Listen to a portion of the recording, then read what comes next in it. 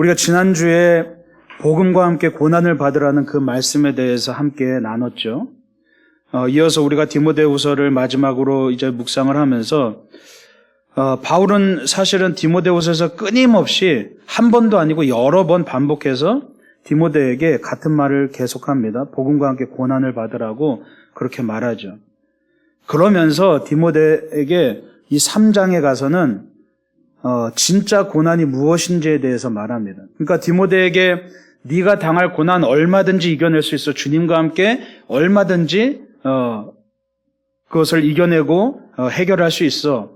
네가 눈앞에 놓여진 그 절망적인 순간은 사실은 별것 아니야 라고 당당하게 말하죠. 그런데 3장 1절에 가서는 너 진짜 고난이 뭔지 알아? 진짜 고통이 뭔지 알아?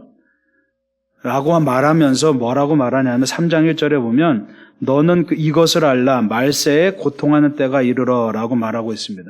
그러면서 사도 바울이 뭘 설명하냐 하면 우리가 흔히 아는 이 당시 이 상황 가운데 사도 바울이 처한 디모데가 처한 고난은 뭡니까?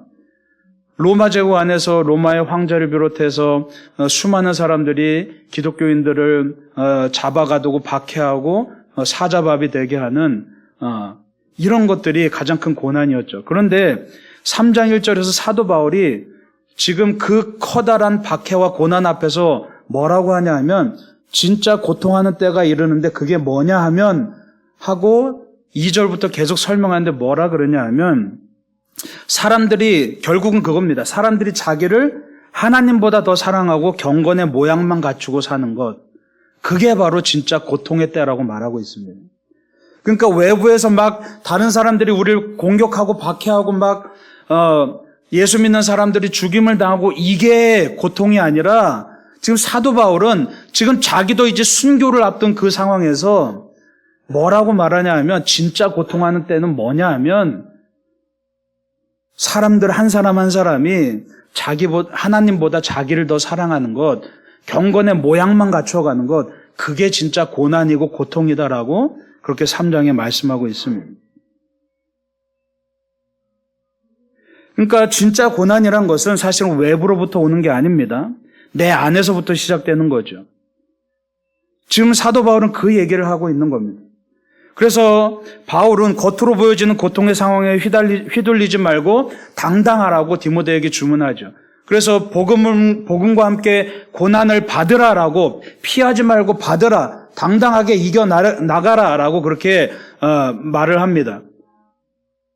그러나 진짜 무서운 것은 뭐냐 하면 내 안에서부터 시작하는 박해, 내 안에서부터 시작하는 고난이 진짜 무섭다고 오늘 사도 바울이 디모데에게 경고를 하는 겁니다. 여러분 사실 우리의 상황이 우리를 무너뜨리는 것 같죠? 그런데 사실 그렇지 않습니다. 우리의 상황이 우리를 무너뜨리지 않습니다. 우리의 상황은 단지 하나의 조건일 뿐입니다. 그러나 나를 무너뜨리는 것은 그 내 앞에 놓여진 상황, 그 조건에 반응하는 나의 모습이 결국 나를 무너뜨리게 된다는 얘기입니다. 나의 태도의 문제인 거죠.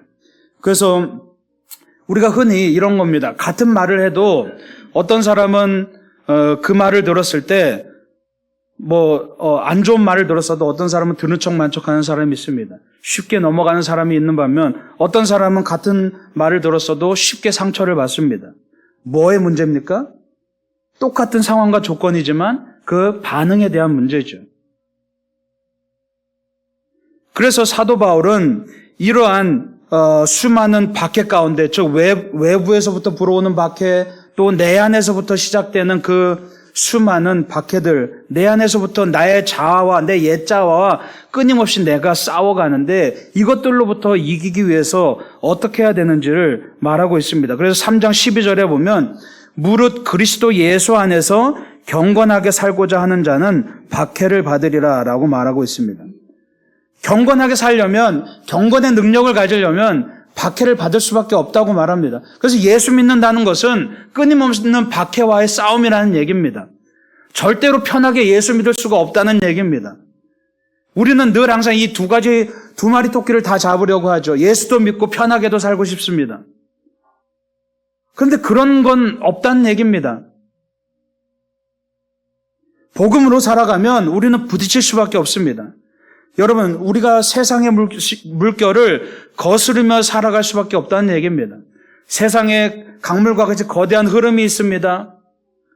여러분, 거기에 내 몸을 맡겨보십시오. 나는 가만히 있는 것 같지만 거기에 둥둥 떠 있으면 어떻게 됩니까? 자연적으로 나도 그 흐름에 맞춰서 흘러가게 돼 있습니다. 가만히 있지 못합니다.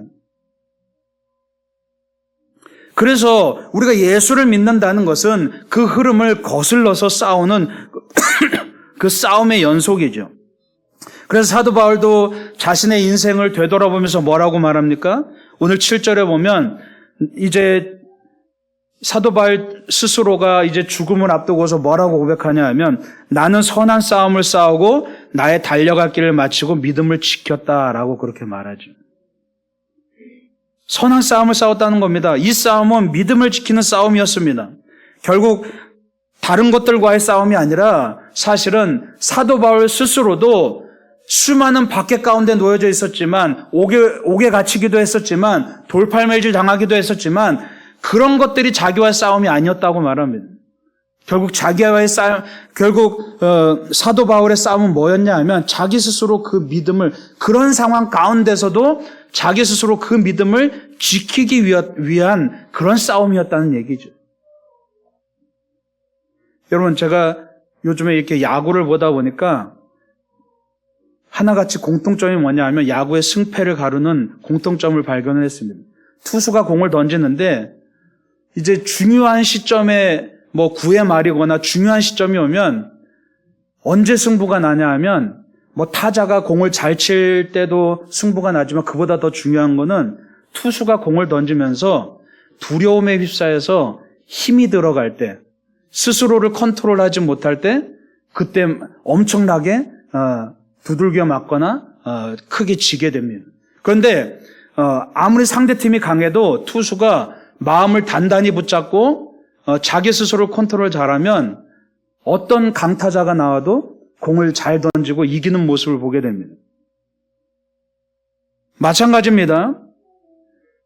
내가 내 삶 가운데서 수많은 상황들이 나에게 닥쳐오지만 그것이 사실은 우리에게 고통이 아니라 진짜 고통이란 내가 그 수많은 조건들, 수많은 상황들을 어떻게 받아들이고 그것을 이겨나가느냐에 대한 나의 태도에 달려있다는 거죠. 그래서 사도 바울은 결국에 믿음을 지켰다라고 말합니다. 사도 바울이 지금 뭐라고 디모데에게 말하냐면 나 여기저기 돌아다니면서 이것도 하고 저것도 하고 기적도 많이 일으키고 막 사람들도 전도하고 교회도 많이 세웠어. 이런 얘기하는 게 아닙니다. 사도 바울이 디모데에게 마지막으로 뭐라고 고백하냐면 나 믿음을 잘 지켰어. 내 믿음 잘 지켰어 라고 말하는 겁니다. 우리가 볼 땐 그게 뭐야? 그렇죠? 우리가 적어도 사람들한테 좀 자랑하고 내가 그래도 한평생 잘 살았다라고 그렇게 평가받으려면 내가 예전에 이것도 해서 내 왕년에 이렇게도 살았어. 저것도 했어. 좀 뭔가 나의 커리어를 드러내야 되잖아요. 근데 사도 바울은 디모데에게 그런 얘기하는 게 아니라 내가 지금까지 평생 이제 죽음을 앞두고 내 인생을 돌아보니까 정말 선한 싸움을 싸웠는데 그게 뭐냐 하면 내 믿음 잘 지켰어. 이 얘기를 하는 겁니다. 어떻게 보면 별거 아닌 것 같지만 여러분, 사실은 여러분의 삶 가운데 한평생을 살아가면서 내 믿음 지킨다는 거 그거 정말 귀중한 일입니다. 예. 근데 많은 사람들이 자꾸 헛다리를 짚습니다. 내 믿음도 지키지 못하면서 자꾸만 내가 가서 뭔가 하나님을 위해서 이런 일을 해야 돼, 뭘 해야 돼. 그게 아니란 얘기죠. 사실은 우리가 한평생을 살아가면서 내 믿음 하나 지키는 거 그것도 하나님께 정말 귀한 일이라는 얘기입니다. 예. 흔들리지 않고 퇴색하지 않고 순수한 믿음, 처음 믿었을 때의 그 첫사랑을 죽을 때까지 간직하고 지켜내는 거 그거 참 대단한 일입니다. 여러분, 순수한 믿음을 지켜내는 것은 내가 뭐 아무것도 안 하고 가만히 있는 일이라고 생각하지만 그것도 여전히 세상을 거스르는 정말 큰 일인 겁니다. 여러분, 강물이 막 흘러가는데 거기에 발을 디디고 가만히 서 있다고 생각해 보십시오. 그러면 정말 가만히 서 있게 됩니까? 가만히 서 있으려면 물살을 거슬러야 되는 겁니다. 물살은 막 밀려오는데 그 자리에 가만히 서 있으려면 계속해서 끊임없이 나를 밀어내는 물살을 이겨내면서 서 있어야 되는 겁니다. 신앙도 마찬가지입니다. 내 믿음 하나 지켜나는 것, 그건 뭐 대단한 일이냐고요? 대단한 일이죠. 왜요? 세상에 끊임없는 그 흐름을 끊임없이 우리가 버텨내고 있어야 되기 때문입니다.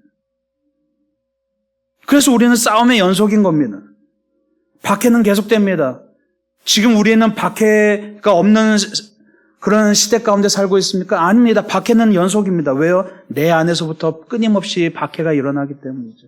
내 안에 옛 자아가 끊임없이 나에게 속삭이기도 하고 위협하기도 하고 유혹하기도 합니다. 네 마음대로 살아, 네 욕심대로 살아, 네 정욕대로 살아. 끊임없이 유혹합니다. 그게 바로 우리가 처한 가장 큰 박해라는 얘기죠.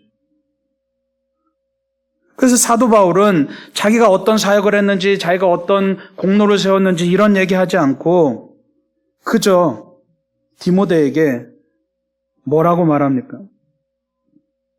내가 이렇게 했으니까 너도 앞으로 내 뒤를 이어서 이렇게 해야 돼. 내가 여기저기 터키, 그리스, 로마를 다니면서 이런 교회들을, 수많은 교회들을 세웠으니까 너도 그렇게 해야 돼. 그런 얘기하는 게 아닙니다. 사도 바울은 디모데에게 유언과 같이 이 편지를 남기면서 뭐라고 말합니까? 오늘 5절에 보니까 그러나 너는 모든 일에 신중하여 고난을 받으며 전도자의 일을 하며 내 직무를 다하라 라고 말하고 있습니다. 여기서도 또한 말하고 있죠. 고난을 받으라는 얘기입니다. 그리고 뭐라고 말합니까? 그저 다른 거 생각하지 말고 전도자의 일을 하면 네 직무를 다해. 네가 교회 얼마나 세웠다고 자랑하지 말고, 네가 다니면서 뭐 얼마나 큰 기적을 일으켰다고 자랑하지 말고, 네가 얼마나 많은 성도들을 전도했다고 자랑하지 말고, 그냥 너에게 맡겨진 것, 그 직무를 다해. 그리고 네 믿음을 잘 지켜. 그러면 된 거야 라고 사실은 사도 바울이 디모데에게 이야기하고 있는 겁니다. 우리도 역시 우리의 직무가 뭡니까? 내가 예수를 잘 믿네 못 믿네 서로 평가하고, 그것이 우리의 직무가 아니라 내가 얼마나 주님을 위해서, 교회를 위해서 이런 봉사하고 저런 봉사하고 헌금을 얼마나 많이 했네, 이것이 우리의 직무가 아니라 우리의 직무는 뭡니까? 오늘 마찬가지로 사도 바울이 권면하는 것처럼 그저 우리가 복음으로 살아가고 그 복음을 전하는 것, 그게 바로 우리의 직무라는 것을 여러분 기억하시기 바랍니다. 가장 먼저 여러분의 믿음을 스스로 지켜내는 것, 그게 우리의 직무이고, 그리고 내가 복음으로 인해서 변화되었으니 그 복음을 우리가 전하면서 살아가는 것, 복음을 드러내면서 살아가는 것, 그게 바로 우리의 직무라는 얘기입니다. 뭔가 하나님을 위해서 뭐 대단한 일을 하고자 여러분 그런 허황된 꿈을 버리시기 바랍니다. 하나님이 보실 때 가장 큰 기쁨은 내가 내 믿음 지켜내고 복음의 빛을 들고 살아가는 것, 그게 가장 큰 하나님의 기쁨인 거죠. 여러분, 싸울 때는 기술이 필요합니다. 작용과 반작용의 법칙이라는 게 있죠. 그런 겁니다. 아까 얘기했듯이 우리가 떠내려가지 않으려면, 가만히 서 있으려면 반대로 힘을 줘야 됩니다. 떠내려가지 않기 위해서 반대로 힘을 줘야 됩니다. 그래서 양쪽의 힘이 동일할 때 우리는 제자리를 지킬 수 있죠. 사도 바울은 우리의 사명이 복음을 전하는 것이라고 그렇게 말합니다. 다시 말해서 우리가 세상의 거대한 물살을 거슬러 올라서 우리가 가만히 내 믿음을 지키고 서 있으려면 그냥 웅크리고 지키고 있는다고 되는 것이 아니라, 진짜로 믿음을 지키는 일은 바로 내가 가진 그 복음을 전하는 길이라는 얘기죠. 그게 바로 싸움의 기술이라는 얘기입니다. 제가 금요일 중보기도 시간에 금요기도회 때마다 중보기도를 하면서 많이 이야기하는 것이 있습니다. 뭐냐 하면, 지금 누군가는 내가 기도하지 않으면 아무도 그를 위해서 기도해 줄 수 있는 사람이 없다는 사실입니다. 그래서 내가 누군가를 위해서 기도할 때 그 나의 기도가 얼마나 소중한 기도가 됩니까? 그 사람은 내가 그 사람을 위해서 기도해 주는지 아닌지도 모르지만 누군가 그 사람을 위해서 기도해 줄 수 있다는 것, 기도하고 있다는 것, 그거 얼마나 소중한 일입니까? 여러분의 가족, 여러분의 친구, 여러분의 이웃이 여러분이 복음을 전하지 않는다면 그들은 한 번도 복음을 듣지 못하고 죽어갈 수도 있습니다. 오늘날 한국교회가 800만, 1000만을 바라본다고 우리나라의 모든 사람들이 복음을 들었다고 말할 수 있습니까? 아니요. 수많은 사람들이 예수를 믿지만 복음을 전하지 않습니다. 그게 우리의 문제인 겁니다. 우리가 복음을 전하지 않기 때문에 예수 믿는 사람들이 많다고 하지만 정작 이 땅 가운데 복음을 들어보지 못한 사람들이 넘쳐난다는 사실입니다. 우리가 누군가에게 복음을 전한다는 것은 한 사람을 살리는 길이고 한 사람의 생명을 구원하는 길이고 그걸로 인해서 하나님은 기뻐하신다는 사실이죠. 여러분, 복음을 전하라고 하는데 도대체 손에 잡히지가 않습니다. 뭔 소리인지 모르겠습니다. 자꾸 목사님이 앞에서 복음 맨날 얘기하는데 이 도대체 복음이 뭔지를 모르겠는 거죠. 어렵게 생각하지 마시기 바랍니다. 복음은 기쁜 소식입니다. 그럼 여러분에게 뭐가 기쁩니까? 그냥 관념상으로 그냥 생각으로 기쁘다. 하나님이 나를 구원해 주시니 기쁘다. 이게 복음입니까? 그게 아닙니다. 복음은 아주 실제적인 겁니다. 뜬구름 잡는 게 아닙니다. 복음은 뭡니까? 간단하게 얘기해서 내 안에서 천국이 이루어진 겁니다. 내 안에서 천국이 시작된 겁니다. 이게 복음입니다. 복음이란 말 그대로 기쁜 소식입니다. 예수 그리스도의 십자가 부활을 통해서 우리가 새 생명을 얻었습니다. 그래서 그 천국이 죽어서만 가는 곳이 아니라 내가 예수를 영접했을 때 천국이 내 안에서 내 삶에서 실제로 시작되는 것. 하나님의 뜻이 하늘에서 이루어진 것 같이 이 땅에서 내 안에서 이루어지는 것. 그래서 내가 하나님의 통치 가운데서 살아가고 하나님의 말씀 가운데서 살아가고 내 안에서 성령님이 일하시는 것. 실제로 천국이 내 삶에 임하는 것. 그게 바로 복음이란 사실입니다.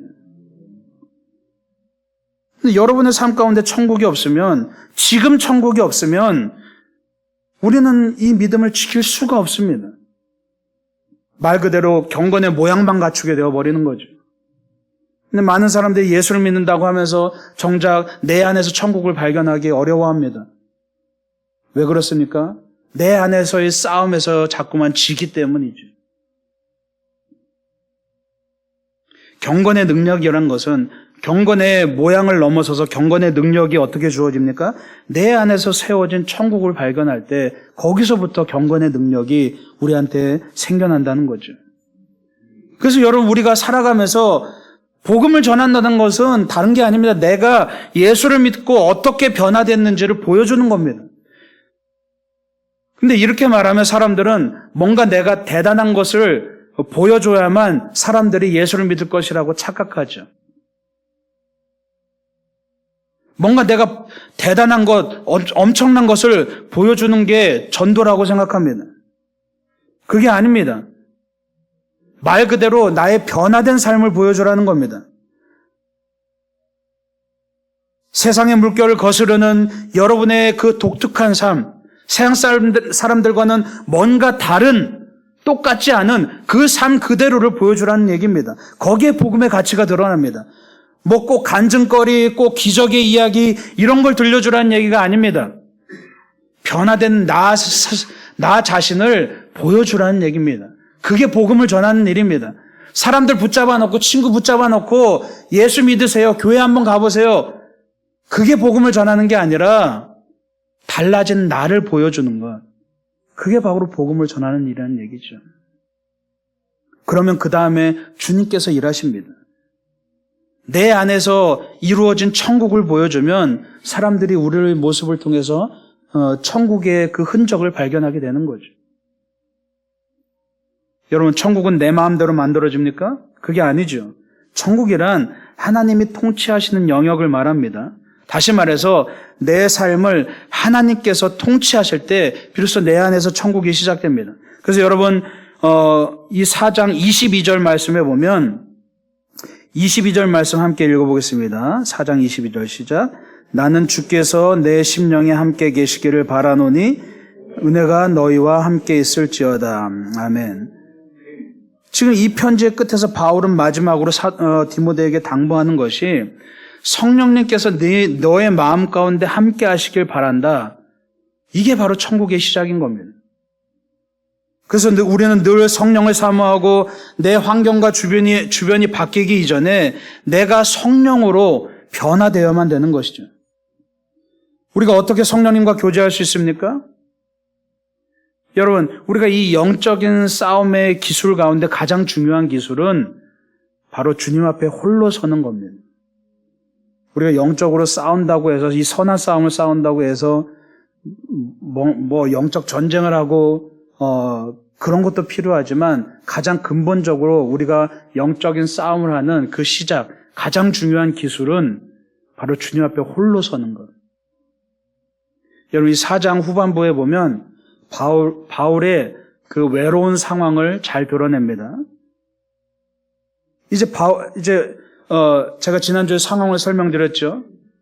로마 제국의 박해 앞에서 막 사람들이 미쳐 날뜁니다. 기독교인들을 다 잡아서 죽이려고 합니다. 그러다 보니까 사도 바울이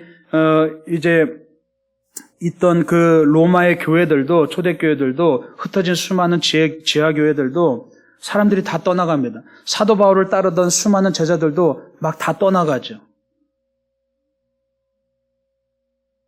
한마디로 사도 바울은 너무나 외로운 상황에 놓여져 있습니다. 마치 예수님께서 십자가 달리실 때 그 모습과 같이 그렇게 예수님을 열광하면서 따르는 수많은 사람들이 예수님께서 정작 고난을 받으실 때 모두 다 떠난 것처럼 사도 바울도 마찬가지입니다. 사도 바울이 열심히 전도하러 다니고 여기저기 다닐 때 수많은 사람들이 따르고 그를 열광하고 그를 찬양했지만 사도 바울이 이제 순교를 앞둔 그 상황 가운데서 수많은 사람들이 떠나버립니다. 홀로 남았습니다. 물론 말씀해 보면 누가도 함께하고 몇몇 사람이 함께했지만 사실은 굉장히 외로운 상황이었죠. 근데 사도 바울은 자기가 외롭다고 말하지 않습니다. 지금 디모데후서 전체적으로 여러분 뉘앙스가 어떻습니까? 굉장히 당당하죠. 자기 스스로가 당당하기 때문에 디모데에게도 당당하게 너 복음과 함께 고난을 받으라라고 그렇게 자신 있게 명령을 합니다. 그러니까 사도 바울은 지금 모두가 다 떠나고 두려워하고 괴로워하는 그 상황 가운데서도 이 사도 바울은 이 외로움 가운데서도 당당했습니다. 그래서 사도 바울이 뭐라고 고백합니까? 나는 부유에 처할 줄도 알고 나는 가난에 처할 줄도 알아봤지만 나는 그 어떤 상황에서도 만족할 수 있는 일체의 비결을 배웠다라고 그렇게 말하죠. 그 일체의 비결이 뭡니까? 여러분 우리가 17절 말씀 함께 읽어보겠습니다. 17절 말씀. 4장 17절 말씀 시작. 주께서 내 곁에 서서 나에게 힘을 주심은 나로 말미암아 선포된 말씀이 온전히 전파되어 모든 이방인이 듣게 하려 하심이니 내가 사자의 입에서 건짐을 받았느니라. 아멘. 지금 여러분 사도 바울이 뭐라고 얘기하냐면 주님이 내 곁에서 나에게 힘을 주고 계시다는 얘기입니다. 지금 사도 바울은 죽음을 앞둔 상황입니다. 그런데 17절에 뭐라고 하냐면 내가 사자의 입에서 건짐을 받았다라고 말합니다. 여러분 그 다니엘의 이야기가 떠오르죠? 사자굴에 홀로 놓여진 다니엘. 여러분 얼마나 외로웠겠습니까? 지금 사도 바울도 그런 상황인데 사자굴에 들어간 상황인데 뭐라고 말하냐면 지금 앞으로 조금 더 있다가 사자굴에 들어갈 상황입니다. 순교를 당할 상황입니다. 그런데 과거형으로 이야기합니다. 내가 사자의 입에서 건짐을 받았다라고 말합니다. 이미 사도 바울은 결론을 내버린 겁니다. 내가 이 땅에서의 죽음을 맞이하는 거 그거 고난 아니다라고 그거 아무것도 아니다라고 말하는 겁니다. 나는 이미 사자굴에서 건짐을 받았다, 구원을 받았다라고 말하죠. 사도 바울은 외로울 수 있는 상황이었지만 가장 외로움이 사무칠 수 있는 그러한 절망적인 상황이었지만 사도 바울은 외로워하지 않았습니다. 여러분 인간이 당할 수 있는 가장 큰 고통이 외로움입니다. 그래서 자살하는 많은 사람들이 대부분 뭐 때문에 자살합니까? 외로움 때문에 자살하죠. 그런데 사도 바울은 가장 외로울 수 있는 상황 가운데서 외롭지 않았다는 겁니다. 주님이 함께 하셨다는 겁니다. 그래서 이 외로움을 이기는 방법은 뭐였냐 하면 바로 고독함이었습니다. 여러분, 외로움과 고독함은 차이가 있습니다. 비슷한 말 같지만 외로움이란 것은 나는 싫은데 어쩔 수 없이 내가 홀로 남겨진 상황을 외로움이라고 말합니다. 근데 고독이란 다른 겁니다. 고독은 내가 스스로 어떤 목적에 의해서 홀로 서 있는 것을 고독함이라고 말합니다. 다시 말해서 사도 바울은 지금 외로웠던 것이 아니라 고독했던 겁니다. 그래서 세례 요한은 어떻습니까? 세례 요한은 홀로 예루살렘 성을 떠나서 광야로 들어가서 홀로 지내면서 거기서 외치죠. 그래서 광야의 소리를 외치기 시작합니다. 기독교 역사적으로도 예수님께서 떠나시고 난 다음에 서기 한 100년 정도쯤에 이제 그 이집트 지역에서 수많은 신앙의 선배들, 신앙의 그런 선생님들이 우린 그걸 교부라고 말합니다. 신앙의 선배들이 다 어떻게 신앙생활을 했냐 하면 그 이집트에 가면 다 사막이잖아요. 그 사막에 굴 속으로 들어갑니다. 혼자서 집을 떠나서 마을을 떠나서 도시를 떠나서 혼자 굴 속으로 들어갑니다. 그래서 거기서 혼자 고독함 가운데서 지냅니다. 왜 그렇습니까? 아무것도 방해받지 않고 하나님과 1대1로 대면하기 위해서 글로 들어갑니다. 여러분, 마태복음 6장 6절에 보면 예수님께서 뭐라고 말씀하시냐 하면 너는 기도할 때 내 골방에 들어가 문을 닫고 은밀한 중에 계신 내 아버지께 기도하라. 은밀한 중에 보시는 내 아버지께서 갚으시리라 라고 말씀하고 있습니다. 골방으로 들어가라는 얘기입니다. 그냥 환경적으로 나에게 주어진 그 외로움에 괴로워하지 말고 그 외로움을 하나님을 만나는 완전히 새로운 기회로 뒤바꾸라는 얘기입니다. 외로움의 위기를 고독함의 기회로 바꾸라는 얘기입니다. 다른 것에 휘둘리지 말고 오직 하나님께 집중하라는 얘기죠.